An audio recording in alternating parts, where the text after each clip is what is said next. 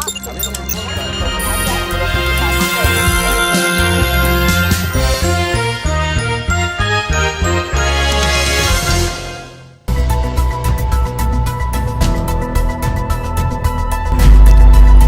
રાજ્યના પોલીસ વડા આશિષ ભાટિયા નિવૃત્ત થયા છે।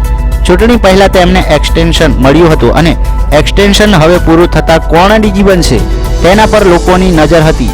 પોલીસ મેળામાં અનેક ચર્ચાઓની વચ્ચે અનેક નામો પર નીચે થયા, પરંતુ કોઈ નામ સ્પષ્ટ રીતે રાજ્યના પોલીસ વડા તરીકે નક્કી થયું નહીં। આખરે ઇન્ચાર્જ ડીજીપી મૂકવાનો વારો આવ્યો। અગાઉ પણ 2 વખત ગુજરાતમાં ઇન્ચાર્જ ડીજીપી રહી ચૂક્યા છે।